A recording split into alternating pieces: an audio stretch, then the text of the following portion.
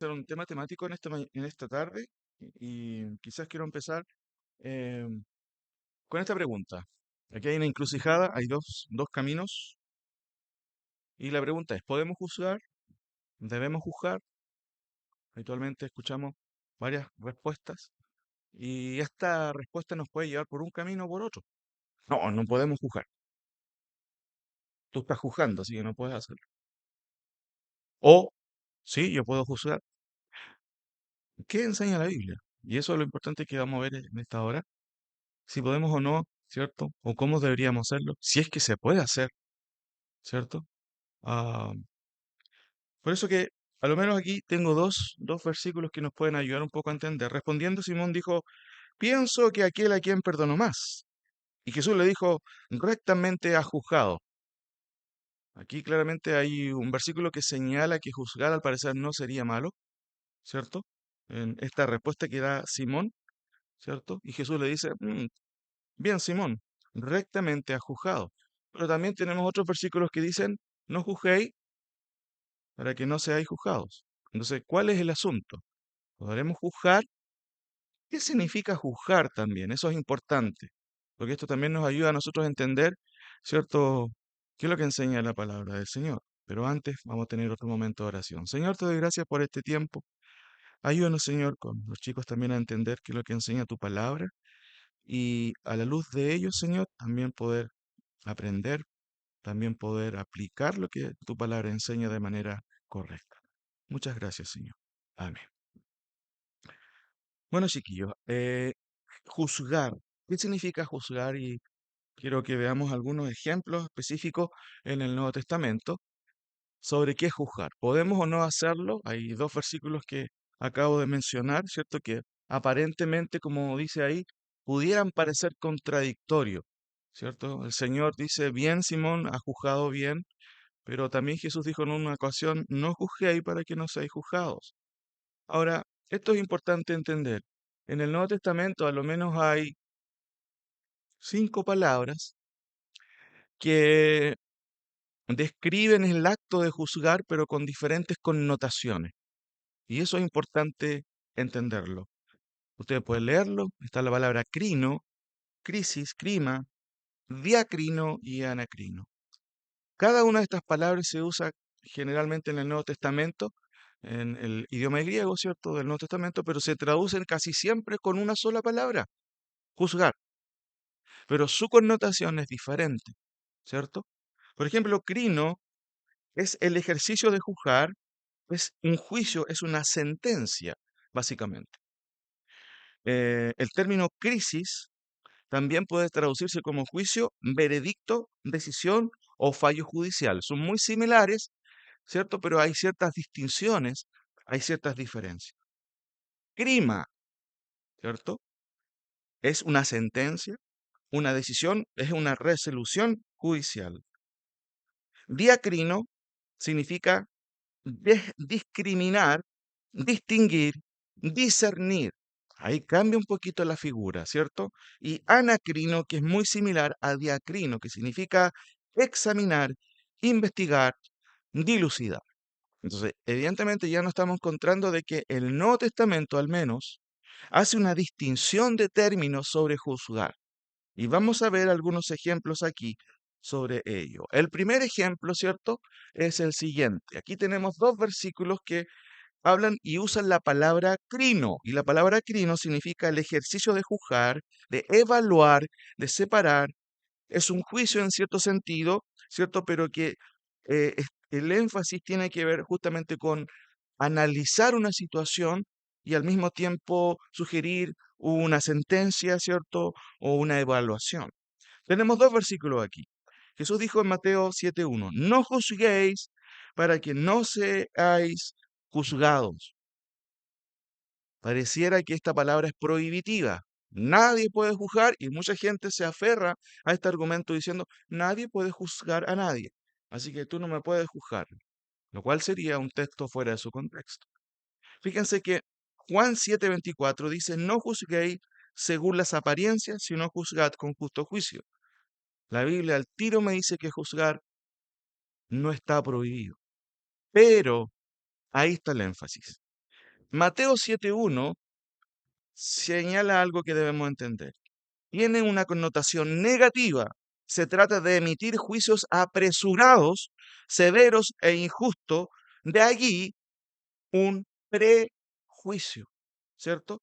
Implica tomar además una actitud por adelantado. Y saben, chiquillos, que este es un gran error que se hace al juzgar ciertas situaciones, acontecimientos, cualquier cosa que tú puedas experimentar en las relaciones interpersonales. El prejuicio siempre es malo. Un juicio adelantado, sin conocer contextos, evidencias, tú te apresuras a emitir un juicio y caes justamente en esta prohibición que dice el Señor, no juzguéis para que no seáis juzgados. Y la idea es, no hagas un prejuicio, no hagan prejuicios para que tampoco reciban un prejuicio de vuelta. Sin embargo, y aquí está el equilibrio. En este ejemplo, la palabra crino es la que se usa en todos estos versículos. Cristo dijo, no juzguéis según las apariencias, sino juzgad con justo juicio. ¿Y cuál es la explicación? Miren, el Señor no condenó el acto de juzgar, de evaluar, ¿cierto? De examinar, sino el hecho de hacerlo basado en las apariencias, dicho en otras palabras, en prejuicios. Y saben que uno de los errores que se cometen habitualmente, incluso en la iglesia, es juzgar apresuradamente. Y ese es un problema que tienen los chicos hasta los grandes. Implica no considerar, ¿cierto? Contextos, ¿cierto? Evidencias. Y tristemente, nuestra cultura es prejuiciosa. Antes de evaluar o conocer una situación, la gente se adelanta a emitir un juicio, ¿cierto? Totalmente, diría yo, equivocado o adelantado.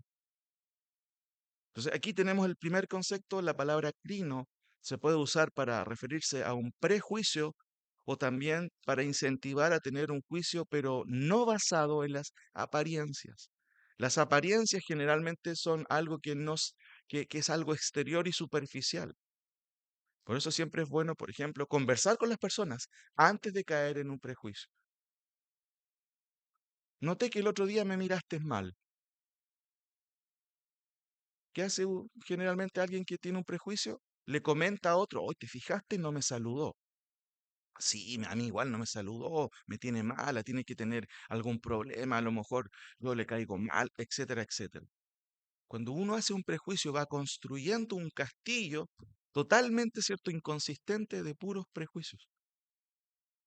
Tú podrías conversar, ¿cómo estás, hermano o hermana? El otro día te vi, no te vi bien, quizás no me saludaste, ¿qué te pasó?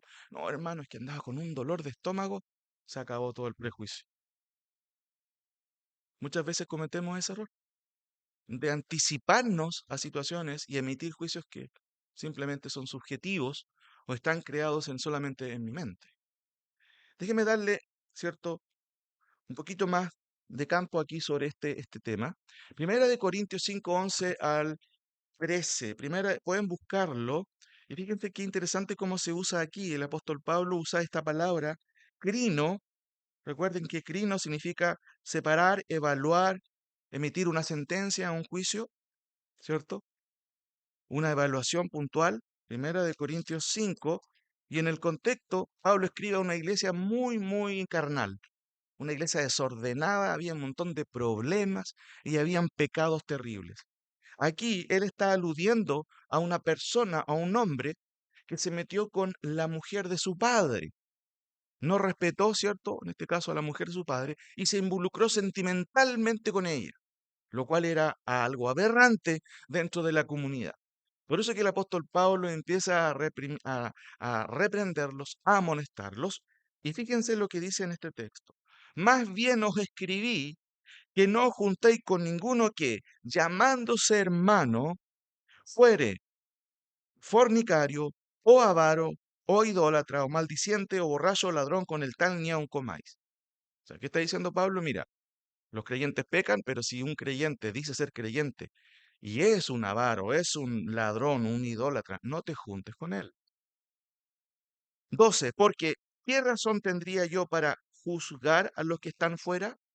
Pablo dice, la gente que no conoce a Dios, no podemos hacer nada porque ellos no conocen al Señor. Sin embargo, si alguien dice ser creyente y se conduce de manera equivocada y pecaminosa, la cosa cambia. Y dice el texto, no juzgáis vosotros a los que están dentro, porque a los que están fuera, o sea, a los incrédulos, Dios va a juzgar. Quitad pues a ese perverso de entre vosotros. ¿Qué está diciendo Pablo? Ustedes deberían haber juzgado esa situación. ¿Cómo es posible que en la iglesia de Corinto ustedes hayan permitido que esa persona inmoral, ¿cierto?, se condujera, entrara y saliera sin que nadie juzgara la situación? De hecho, en el contexto, ustedes van a ver, por ejemplo, en el versículo, estamos en el capítulo 5, ¿cierto? Noten el capítulo 6, versículo 2. Dice, sí, ¿o no sabéis que los santos han de juzgar al mundo? Y si el mundo ha de ser juzgado por vosotros, ¿sois indignos de juzgar cosas muy pequeñas? ¿O no sabéis que hemos de juzgar a los ángeles? ¿Cuánto más las cosas de esta vida? Aquí la cuestión del juicio, chiquillos, no tiene que ver con condenar a alguien. No, tiene que ver con poner las cosas en orden. Tiene que ver con decir, tú estás pecando. ¿Por qué estás haciendo eso? No puedes hacerlo. La iglesia de Corintios nadie decía nada, habían perdido la sensibilidad moral, pero había que hacer algo. Por eso él los reta y le dice, ¿no juzgáis vosotros a los que están dentro? ¿Quiénes deberían juzgar a los que están afuera? Nosotros no, porque la gente de afuera no es creyente.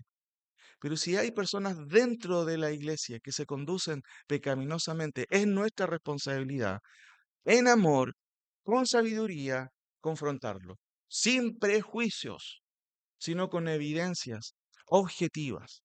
Hermano, te vi respondiendo de esta manera. Estabas totalmente descontrolado. Todos lo vieron. Yo creo que deberías arrepentirte. Lo que acabo de decir yo es un ejemplo que se basa en algo objetivo, en la conducta. Porque la conducta es la que se ve. Ahora, notemos un segundo ejemplo con otra palabra que significa crisis. Aquí está, crisis, es un segundo ejemplo, es juicio, veredicto, decisión o fallo judicial, en lo que hace un juez en un tribunal. Y tengo aquí por lo menos 4 ejemplos de la Biblia que se usan esta palabra, que es muy parecida a la anterior, que era, ¿cierto? Crino. Aquí es crisis, ¿cierto? Muy parecido a la palabra crisis. No juzguéis según las apariencias, sino juzgad con justo, fíjense la última palabra, juicio. Y la palabra juicio aquí es crisis. Si vas a hacer un fallo judicial, si vas a tener un veredicto, por favor que ese veredicto se base en, no en apariencias, sino en cosas objetivas. Hay mucha gente que dice, a mí me parece que tú hiciste esto. Eso me parece, eso es subjetivo. Voy a leer de nuevo. No juzguéis según las apariencias. No hagas una sentencia, no opines sobre algo en base a las apariencias. Si vas a emitir un juicio, una sentencia, ¿cierto? Un veredicto que sea basado, obviamente, y eso está implícito, en cosas tangibles y reales y evidencias. Ustedes sabían que en un tribunal lo más probable, ¿cierto? Y así sucede, se presentan evidencias cuando alguien quiere entrar en juicio con otra persona. Aquí están las evidencias. Generalmente en las relaciones interpersonales a veces ocurren mucho de este tipo de cosas, ¿cierto? Se hacen veredictos, sentencias, sin considerar trasfondo, pensamientos. Ni siquiera a veces se conversa con las personas y la gente emite juicios, ¿cierto? Totalmente desproporcionados. Chiquillos, hay que tener cuidado en eso. Jesucristo dijo, juzgad con justo juicio. Y la tendencia en nuestros contextos es que la gente tiende a condenar de manera inmediata a todo el mundo. Y tristemente hay personas que son adultas, que tú las conoces más por ser críticos o criticones que por ser personas sensatas e íntegras. ¿Saben, chiquillos? Ustedes se están formando. Ustedes pueden llegar a ser los viejos críticos o los viejos y las viejitas saludables, ¿cierto? Íntegras y sabias. El otro lado de la moneda es no juzgar nunca, es no meterse en ningún problema, lo cual también es malo. Juan 5:24, de cierto os digo que el que oye mi palabra y crea al que me envió tiene vida eterna y no vendrá a crisis, no vendrá a condenación porque ha pasado de muerte a vida. Un día Dios va a pasar juicio y sentencia a los que no respondieron al Evangelio. Y aquí se usa la palabra crisis como veredicto, obviamente contrario. Pero noten el ejemplo. De cierto os digo, eso literalmente es como decir amén, amén. El que oye mi palabra y cree al que me envió, a Dios, tiene vida eterna, ya ha sido salvado y no vendrá a sentencia judicial. ¿Por qué? Porque ya ha creído en el Señor, ha sido salvado. Noten Juan 16:8. Y cuando Él venga, Jesús está diciendo y hablando del Espíritu Santo, convencerá al mundo de qué cosa? De tres cosas, de pecado, de justicia y de juicio. Saben, chicos, que uno puede redarguir a una persona de que se equivocó, pero si hay alguien especialista en redarguir de pecado, de juicio y de justicia, es el Espíritu Santo. Por eso es importante, ¿cierto? Y aquí la oración siempre va a ser importante. Orar que el Señor, ¿cierto?, se haga manifiesto en nuestros contextos, en nuestra vida. Que Dios nos dé convicción de pecado cuando hemos pecado, cuando hemos fallado, porque la tendencia muchas veces cuando uno falla es decir, no, yo no hice nada, yo estoy bien.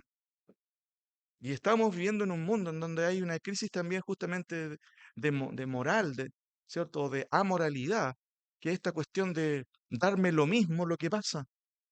Y en ese contexto vivimos. Y cuando Él venga, el Espíritu Santo convencerá al mundo de pecado, ¿cierto? Estás mal. Todos los que estamos aquí, chiquillos, no somos mejores que los que están afuera, pero hemos sido convencidos por el Señor de que hemos pecado y que necesitamos un Salvador. Por eso estamos aquí, no porque seamos mejores. Y dice, Él convencerá al mundo de pecado, y si lo podemos poner de manera personal, Dios te convence, el Espíritu Santo te convence a ti de que has pecado, pero también de justicia, de qué es lo recto, qué es lo que está de acuerdo a la norma de Dios. Y finalmente, de juicio. Un día Dios va a juzgar al mundo. Es mejor responder ahora, es mejor arrodillarse ahora que después esperar la sentencia de Dios. Hebreos 9:27 dice, de la manera que está establecido para los hombres que mueran una sola vez, y después de esto, el juicio, ahí está la palabra crisis, después de esto viene una sentencia de parte de Dios.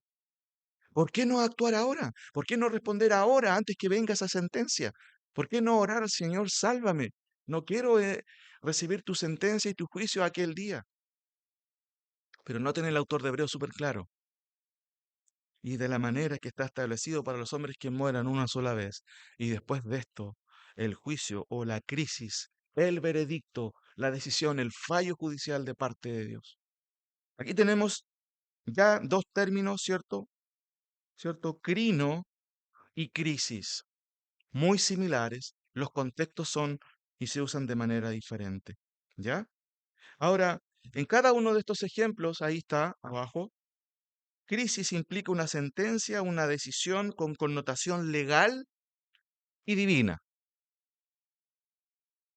Vamos al tercer ejemplo.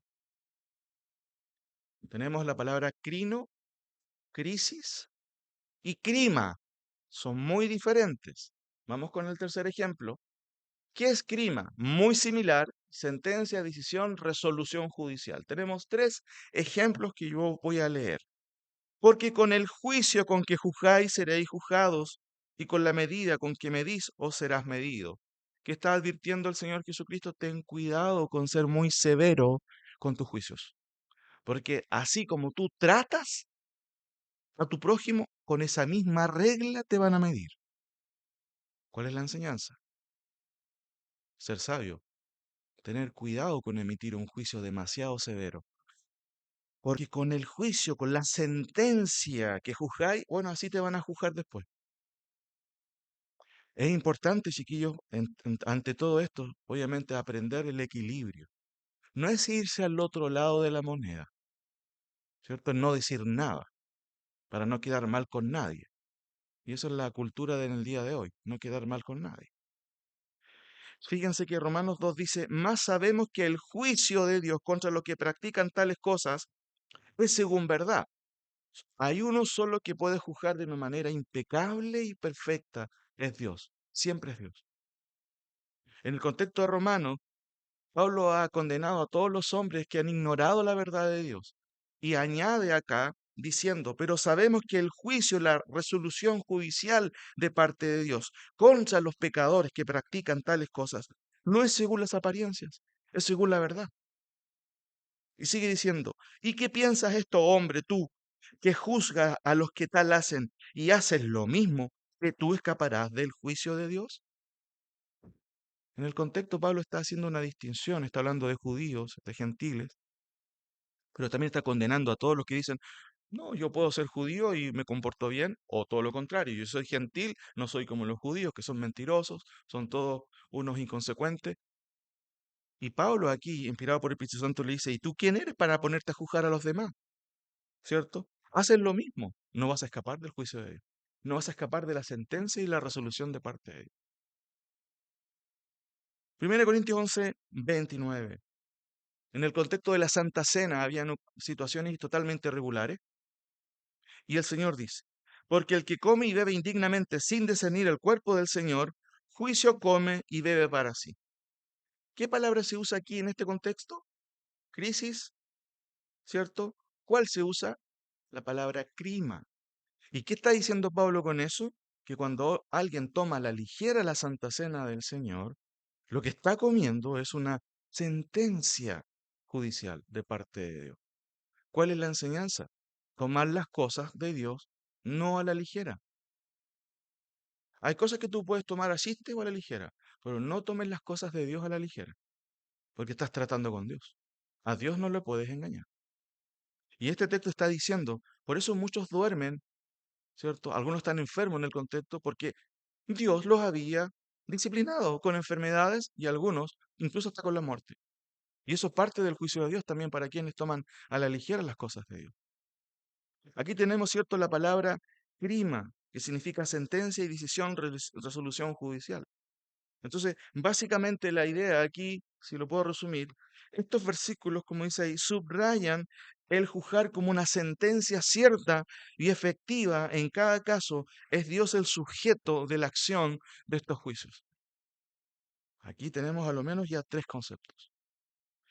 Vamos con el cuarto ejemplo, que es la palabra diacrino. Es un intensivo de crino, porque se le agrega el prefijo dia, ¿cierto? Es un prefijo que se le agrega a la palabra y por eso podemos leer diacrino. Se transforma en una sola palabra, que significa discriminar, distinguir y discernir. Notemos aquí tres ejemplos. Para avergonzaros los digo, pues que no hay entre vosotros sabio ni aun uno que pueda juzgar entre sus hermanos. El mismo caso que estábamos hablando sobre el pecado, ¿cierto? En este caso de este hombre que le quita la mujer a su padre en una relación sentimental, ¿cierto? Que Dios, por supuesto, no aprueba, ¿cierto? Todo lo contrario, es una abominación para el Señor. Y Pablo reta a la iglesia de Corintios porque no había nadie que juzgara. Pero ¿cuál es el término que se usa aquí? Lo alcanzan a leer, ¿cierto? Diacrino. ¿Y qué significa diacrino? Discernir, discriminar, distinguir. Hay personas que tú les puedes preguntar, ¿y tú qué opinas de este caso? Ah, no, yo no sé nada. O si no, no, yo no me quiero meter en eso. Error. Si tú eres creyente, no puedes ser neutral frente a lo que es malo. Si tú eres creyente, no puedes ser neutral si la verdad está siendo ocultada. A veces reaccionamos por nuestro egocentrismo, pero pocas veces reaccionamos porque la verdad de Dios está siendo, cierto, diría yo, criticada o burlada. Aquí Pablo dice, ustedes son unos carnales. En el fondo, de hecho lo eran, 1 Corintios 3, ahí lo dice. Pero miren la pregunta, ¿acaso no hay nadie entre ustedes que pueda distinguir la cuestión? Todos están tan enredados. O sea, nadie puede decir, aquí está mal la cosa. Todos estaban envanecidos, todos eran infantiles, ¿cierto? De hecho, eran carnales. Vuelvo a repetirlo, eso es lo que Pablo dice en 1 Corintios 3. No pude hablaros como espirituales, sino como a niños. ¿Y cómo son los niños?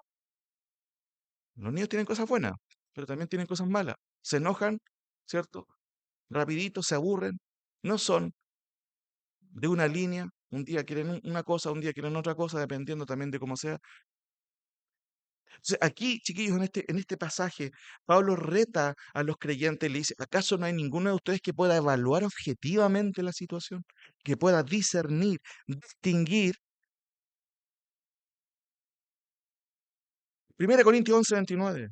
Porque el que come otra vez la Santa Cena y bebe indignamente sin discernir el cuerpo del Señor, grima, y está la palabra, sentencia, come y bebe para sí. Ya lo vimos ese texto. En este caso es juicio. Es diferente a diacrino. El último ejemplo es, si pues nos examinásemos, y ahí está la clave. Si pues yo me hago un análisis personal, discrimino, distingo qué es lo que está pasando en mi corazón, entonces, ¿cierto? No seríamos juzgados. Nota qué interesante el cambio de término. Si pues nos examinásemos, diacrino. ¿Qué significa diacrino? Discriminar, distinguir, discernir.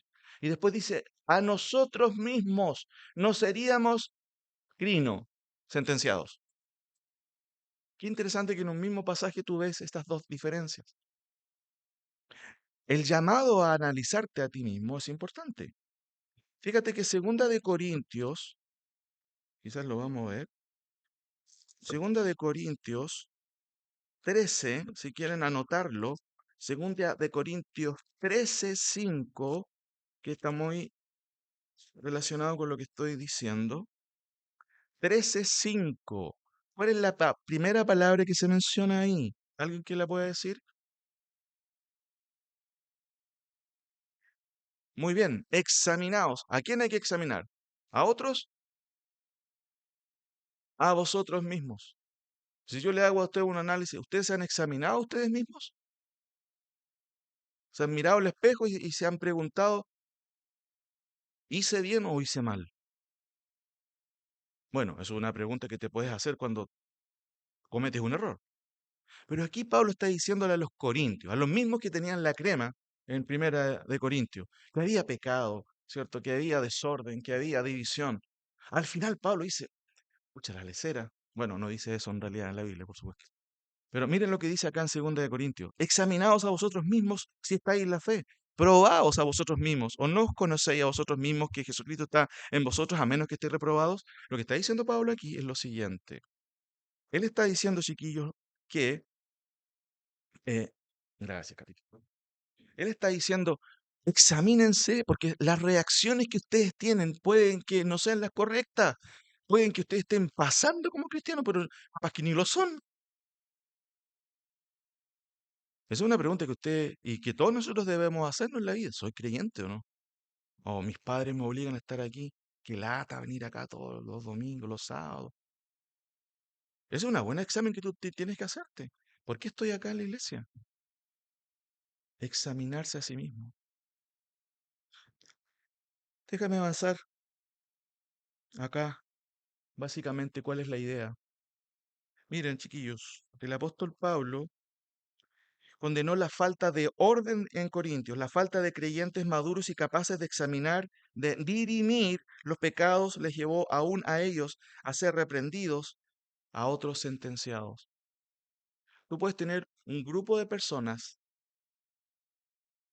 pero puedes que todos sean inmaduros y nadie pueda juzgar, no condenar, sino discernir las cosas tal como son. Y ustedes como creyentes van creciendo en el conocimiento de la palabra del Señor. Ustedes no pueden ser neutrales ni con lo malo ni con la mentira. Entonces, una buena pregunta, ¿están discriminando las cosas que están viendo? ¿Con quién se juntan? ¿Con quién hablan? ¿Qué escuchan? ¿Qué creen? Habitualmente eh, hacemos las cosas sin comentarle a nadie. Tenemos nuestro propio tribunal interno. ¿Sabían ustedes que cada uno de nosotros tiene un tribunal interno que se llama la conciencia? Pero nuestra conciencia puede estar adormecida. Incluso la Biblia habla de una conciencia, ¿cierto?, cauterizada, que no funciona. Ahora, quinto ejemplo, y este es el final. Anacrino. La última era diacrino y la última que estamos viendo ahora es la palabra, ¿cierto? Muy interesante, anacrino. ¿Qué significa? Ustedes la tienen ahí. Muy parecida a la anterior. Examinar, investigar, dilucidar. Ana también es un prefijo. Se añade a crino y se transforma en anacrino. Es como pasar entre medio o por encima puede ser. Esa es la idea.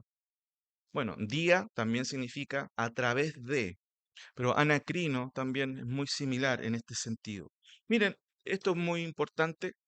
Este es un análisis quizás que nos ayuda a entender las palabritas que aparecen regadas en el Nuevo Testamento. Primera de Corintios 2.14 hace una distinción. Fíjense que este pasaje me habla a mí que hay dos tipos de personas, creyentes e incrédulos, y se caracterizan por lo siguiente. Porque el hombre natural, y aquí se refiere al hombre incrédulo, al no creyente, porque el hombre natural no percibe, no capta, no recibe las cosas que son del Espíritu de Dios, porque para él son locura. Así que vas a la iglesia, ¿y para qué vas a la iglesia a perder el tiempo? ¿Por qué tan fanático? ¿Y qué hacen ahí en la iglesia? Ah, en vez de hacer otra cosa. El hombre natural no entiende las cosas del Espíritu. Le parecen locura. Sigue, mira lo que sigue diciendo. Y no las puede entender. No estoy hablando aquí de la cognición de la persona. La gente es inteligente, puede entender la gramática de la Biblia, pero no le va a hallar sentido a versículos como porque de tal manera amó Dios al mundo que ha dado a su Hijo unigénito para que todo aquel que en él cree no se pierda más, tenga vida eterna. Lo puede entender gramaticalmente, puede entender los sustantivos, los verbos, pero le da lo mismo porque no hay ni una implicancia para su vida. ¿Por qué? Porque es un hombre natural. El hombre natural no percibe las cosas que son del Espíritu de Dios porque para él son locura y no las puede entender porque se han de discernir, y fíjense la palabra que se usa, anacrino, se han de discernir, se han de dilucidar, se han de examinar o investigar, se han de clarificar espiritualmente. ¿Qué significa eso? Déjenme dar un ejemplo que es difícil de repente de explicar estos conceptos. Miren, ah, cuando tú vas a un velorio, tú te encuentras con una escena bien triste. Ves un cuerpo, literalmente, muerto, sin alma. Bueno, ahí ya estoy haciendo un análisis un poco más profundo, pero puede que tú no sé si has estado en un velorio, pero vas a ver que hay un cuerpo inerte. No hay ninguna explicación bajo el cielo, como dice Eclesiastés, que te pueda dar una explicación concreta de lo que acaba de suceder con la muerte de alguien. Desde el punto de vista biológico, no sé, pueden haber explicaciones de que hay un cese de la vida, ¿cierto? Hay un cese de funciones del cuerpo, ¿cierto? No hay homoestasis, creo que es un nombre que se usaba antiguamente para definir cuando hay vida, cuando todos los organismos funcionan sincrónicamente. Puedes llenarte de ese tipo de explicaciones, pero nadie va a explicarte por qué hay un cuerpo, por qué tiene que morir alguien. Ahí viene el aspecto espiritual. Tienes que ir a Génesis y darte cuenta de que esa fue una consecuencia del pecado original. Tú también vas a experimentar algún día la muerte. Tus seres queridos van a llorar. El cuadro es así. Pero no vas a entenderlo, la trascendencia de eso, a menos que lo entiendas espiritualmente. Jesús dijo, el que cree en mí, aunque esté muerto, vivirá. Yo no lo entiendo desde el punto de vista de mi mente limitada, pero lo creo a ojos cerrados. ¿Saben por qué? Porque Cristo mismo resucitó dando fe a todos de que Él había triunfado sobre la muerte. ¿Cómo puedo entender eso? De la misma forma que entiendo que todos los días sale el sol y la noche sale las estrellas. ¿Cómo puedes explicarte eso? Hay alguien que está teniendo una manivela y está poniendo un telón negro Eso lo entendemos por las fuerzas, ¿cierto? Las leyes que Dios puso en este universo. Yo no entiendo muchas de esas cosas, pero creo en Dios que las ordenó. Eso se llama, obviamente, una comprensión espiritual de las cosas. Por ejemplo, ¿cómo puedes hacer ver a alguien que ha pecado o que una acción puntual es pecado? Para un incrédulo es ridículo, pero si yo soy creyente, en la connotación de pecado adquiere significado porque es una ofensa a Dios y al carácter de Dios. Y eso me conmueve en mi corazón. Por eso tú tienes que ser sensible también, aprender a ser sensible a lo que Dios no aprueba. Ahora, el hombre natural no percibe las cosas porque no puede discernirlas, no tiene algo que el creyente tiene, que es el Espíritu Santo habitando en él, doctrina del Nuevo Testamento. Noten qué interesante, el 2.15 empieza con una antítesis. En cambio, a diferencia del hombre natural, el hombre espiritual juzga todas las cosas. ¿Qué quiere decir? Las discierne, las investiga, las examina, no para buscarle la quinta pata al gato. ¿Entienden ese dicho? ¿Los gatos cuántas patas tienen? ¿Cuántas? Cuatro. Algunos creen que tienen cinco. Son porfiados y le da que no. No. Miren, en cambio el espiritual juzga, discierne todas las cosas. ¿Será bueno ir con este amigo para allá? Me invitaron a las 9 de la noche con unos compañeros. Yo sé que vamos a estudiar, pero en realidad no vamos a estudiar porque los chicos compran copetes y todo eso. Perdón por la grabación. ¿Será bueno ir? Tú disciernes las cosas. Un compañero me contó esto. ¿Será verdad? En cambio, el espiritual juzga todas las cosas. No está hablando de condenar, está hablando de examinar, de evaluar, chiquillos, de dilucidar las cosas tal como son. Hechos 17:11. Y estos eran más nobles que los que estaban en Tesalónica, los de Berea, de una región que se llamaba Berea, un pueblito. Pues recibieron la palabra con toda solicitud, escudriñando cada día las escrituras para ver si estas cosas eran así. Qué importante que tú traigas aquí al templo tu Biblia y tu cuaderno y tu lápiz. Los felicito a todos los que lo hacen. Excelente. Esa es una forma de aplicar el discernimiento. El pastor dijo esto, ¿será cierto?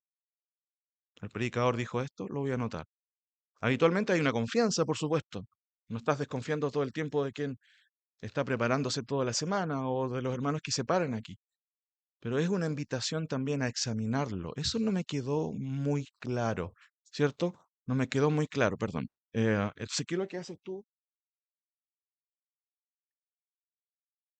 ¿Qué es lo que haces tú frente a una situación de este tipo? Eh, bueno, examinas las cosas. Dice el texto, y estos eran más nobles que los que estaban, ¿cierto?, en Tesalónica, pues recibieron, ¿cierto?, la palabra con toda solicitud, no tragándose todo.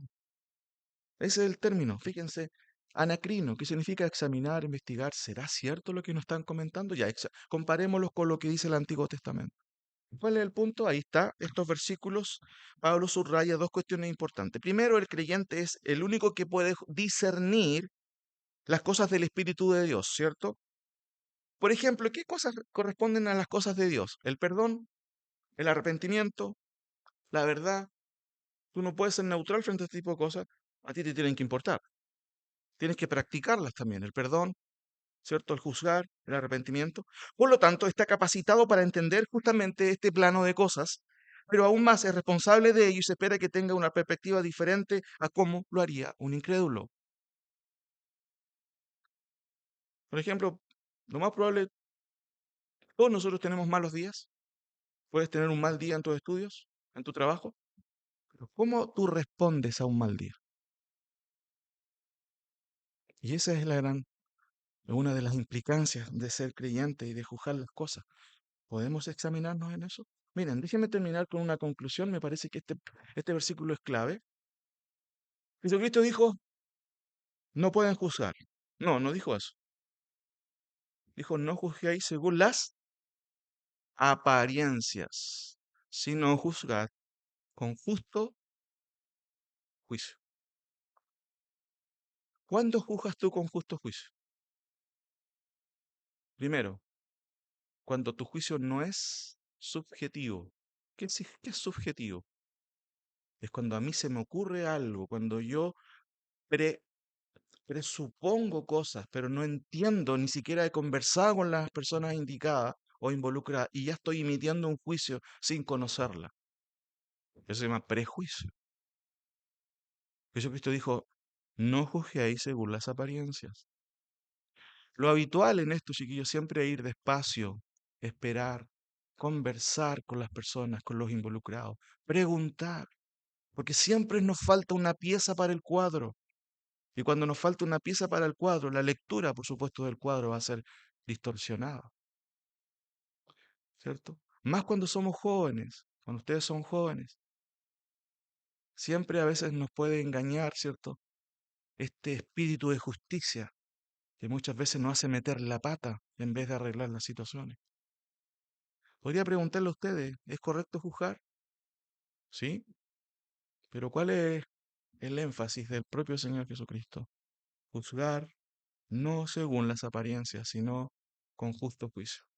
Hay varios conceptos que hemos visto en el día de hoy, pero esto nos sirve a nosotros y a ustedes para entender de que ustedes tienen que juzgar claramente, tienen que evaluar, tienen que discernir y tener más sabiduría para tener cuidado con condenar, porque eso también es una clase de juicio que obviamente sería negativo, condenar a alguien, ¿cierto? Emitir una sentencia sin saber. Que el Señor, chicos, nos ayude, les ayude también a ustedes, a mí, por supuesto, también, a tener cuidado, ¿cierto? Cómo usamos también, cómo administramos, ¿cierto? Nuestra mirada, nuestra visión de las cosas.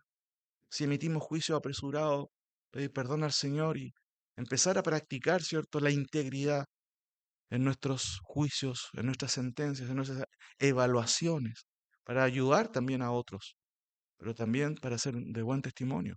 Una persona que es crítica o que es criticón, ustedes entienden esa palabra, no tiene buena fama.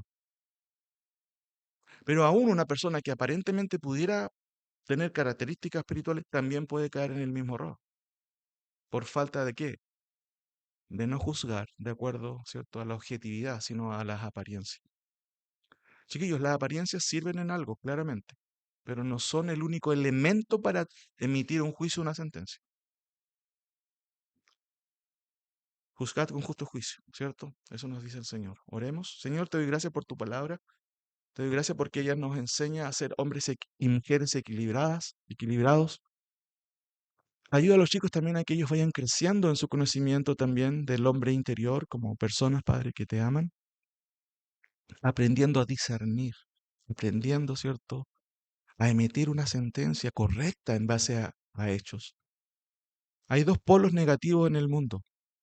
Dar lo que a las personas le da lo mismo, lo moral. Eso obviamente es un aborrecimiento para ti. No nos puede dar lo mismo lo que es mentira, la crueldad, la maldad. Por otro lado, también el relativismo moral. Toda la gente tiene su versión de la verdad y de los hechos. Pero tú dijiste, yo soy el camino, la verdad y la vida. Señor, ayúdanos a pegarnos a ese patrón. Nosotros no estamos reinventando la verdad. Tu verdad está en tu palabra. Por eso te ruego que nos ayudes y que lo que aprendimos hoy día podamos practicarlo. En el nombre de Jesús. Amén. Cantemos.